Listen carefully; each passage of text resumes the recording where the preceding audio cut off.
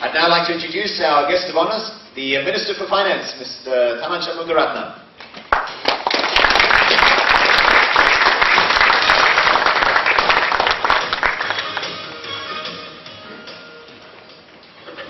Professor, the Honourable Stephen Martin, Mr. Anton Ravindran, Organising Chair, Professor Komninos, distinguished guests. First, thank you very much for inviting me to participate in this very interesting conference, CGAT 08. Like Professor Stephen Martin, I'm obviously not a domain expert. My only qualification is that I too have 4 children who spend an inordinate amount of time on interactive leisure, as you call it. This is a field that we all know is important. In fact, it's turning out to be a lot more important than most of us, especially those of us who are not in the field, would have expected even 5 years ago. Computer games today are a huge site for innovation. And interestingly, they are a site for innovation in convergent technologies. So it's not just fun, but it's part and parcel of our economic enterprise, and part and parcel of the way in which we're trying to enliven a lot of our environment in schools, in the community, across the board.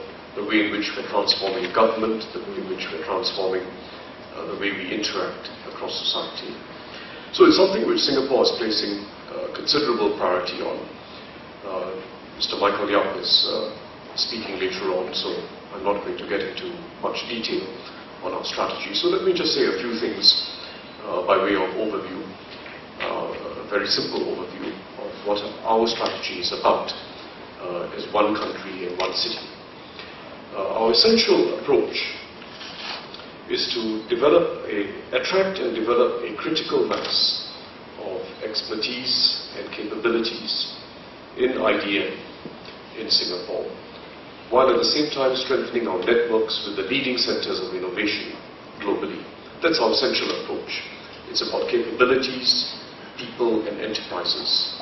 And we hope that they will work out something that leads to innovation, that leads to profits, that leads to excitement, that then brings new people and new capabilities into the game. It's an approach, it's a strategy which involves both upstream and downstream initiatives. Upstream meaning nurturing talent in IDM, starting with the schools, moving on to the polytechnics and universities and our Institute of Technical Education. And upstream meaning promoting R&D. The latter, R&D with funding from the National Research Foundation, a significant initial boost in funding, and with competitive funding being allocated by the IDM R&D Program Office, which is a multi-agency effort hosted by the Media Development Authority. That's basically our R&D strategy. And it's downstream in the sense that we are also working very hard. Our economic agencies are working very hard to attract industry leaders to use Singapore as a base. Use Singapore as a base in Asia from which they can expand. And also to spawn new entrepreneurs, startups, new companies, and new entrants into the business. We are a relatively recent player in the IDM world, in a serious way at least.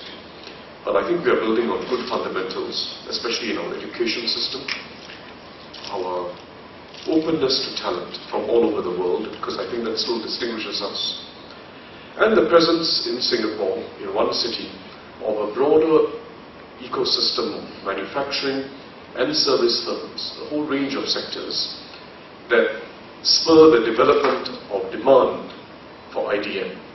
So I think we've got the requisites in place, the fundamentals in place. It's still early days here. I don't think we are yet in a situation where we have a positive feedback loop between expertise and capabilities being developed, enterprises coming up to snap up the expertise, breakthroughs being achieved, certain excitement being generated, and new talent coming into the field. I don't think we're yet in that positive feedback loop. But there's been significant momentum already in our efforts as a relatively recent player on a national scale. Significant momentum in each of the main components of what we're trying to achieve, upstream and downstream. It starts with schools. The Ministry of Education has already identified a number of schools that are part of the first phase of what we call future schools in Singapore. And the schools already, they're not new to the game, but they're now moving in a very concerted fashion to do something more creative and interesting with IDM. IDM is not new to Singapore schools. On a national scale, they're probably amongst the leaders. But doing something new and interesting, creating breakthroughs in education using IBM as a tool, is something which some of our schools are going much further than others on. And two of them are in fact brand new schools. One primary school, Beacon Primary School, and one secondary school which will open its doors in 2010, which is the Singapore School of Science and Technology.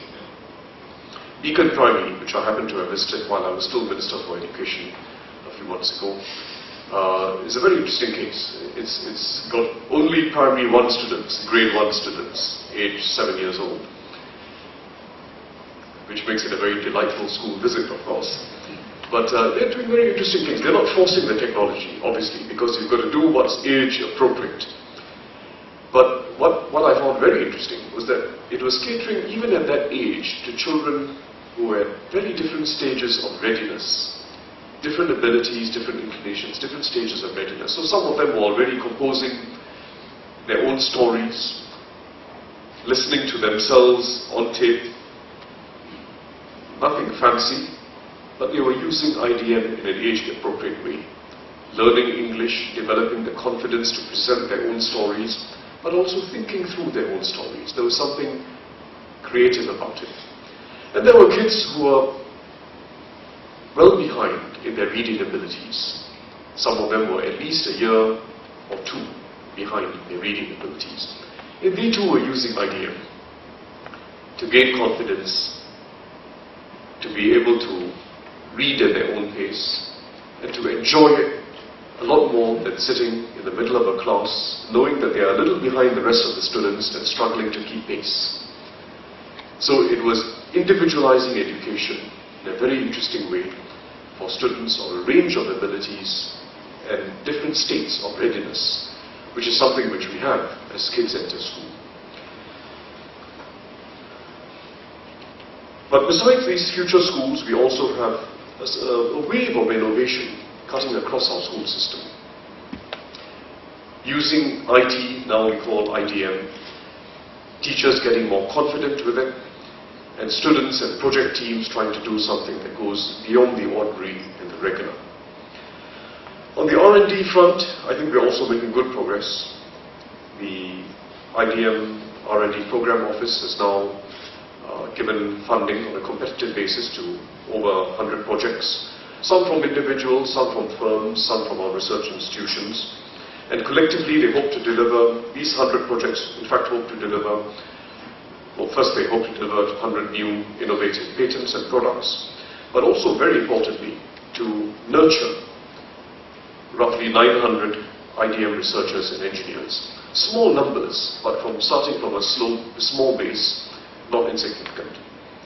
The universities and the polytechnics, thankfully we've retained our polytechnics, are key players in both R&D and education. And we are proud of our polytechnics because that's, I was listening to the very interesting presentation I thought by Professor Peter Komnenos. The polytechnics are nimble players, and they have in fact, at least in part, mirrored the strategy of starting afresh with an interdisciplinary approach rather than trying to marry traditional disciplines by grafting one on top of the other or one into the other.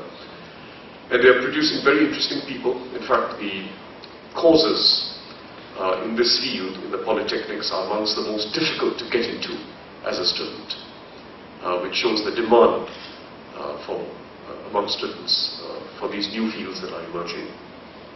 And they too, the polytechnics and universities together, are doing well. They're now attracting funding for R&D. At least a quarter of the projects that have received funding so far, in fact, come from the universities and polytechnics. We're also achieving some momentum in our efforts to attract globally established research centers. The creation of, for instance, the Singapore MIT Gambit. Gambit stands for Gamers, Aesthetics, Mechanics, Business, Innovation, Technology. That's a game laboratory that's being set up in Singapore. The Chinese Academy of Sciences, which has an Institute of Automation, will be establishing its first overseas R&D institute in Singapore. And we are currently in discussion with Keio University in Japan to set up a center here. So we'll keep doing this, attracting leading institutions in Asia, including Australia, the United States, and Europe to establish R&D operations in Singapore as a convenient site in Asia for which to operate. Homegrown game development studios are also gaining traction internationally. For example, Dropcast, which was developed by Mikoishi, which is Singapore's first Nintendo DS title, and Toribash 3.0 by Singapore-based Navi Studios, which was a winner in the PC Format Review Award for 2007. We've seen an influx of international companies such as Lucasfilm, Electronic Arts, Ubisoft, and Southern Star. These companies are actively pursuing business development, R&D, and game development, as well as other activities in Singapore. The recent worldwide release of Romance of the Three Kingdoms Online by Koei's Entertainment Singapore illustrates our emerging potential as a new player in this business. Koei was in fact one of the first major global game developers to use Singapore as a testbed to develop new technologies, applications, services and tools for the region and beyond. We're also seeing a flurry of innovation amongst smaller new players.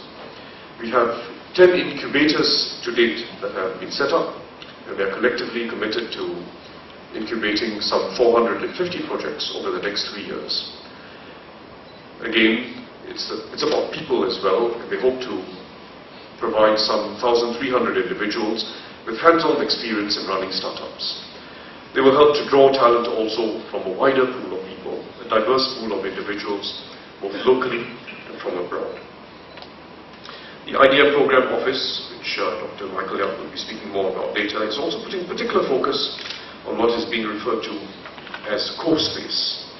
CoSpace is expected to define the next generation web, where physical spaces enabled by ubiquitous computing and smart interfaces coexist with real-time virtual environments.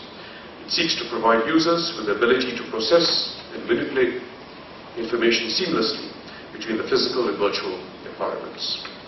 And this interaction, we think, between the physical and virtual worlds will pave the way for more immersive and engaging encounters for users, and it will also help to push the boundaries of IDM to impact areas such as defense, healthcare, heritage, and urban redevelopment.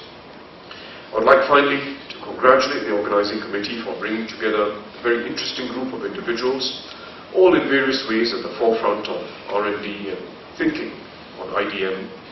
It is a conference like this, I think, provides the platform that we've got to keep having, a platform for learning and a platform for networking. So we are committed in Singapore towards developing the sector, the IBM sector broadly, computer games in particular, into an engine of economic growth and a source of vibrance in many fields of life, starting from young. Let us innovate relentlessly and work hand in hand to turn possibilities into reality. Thank you.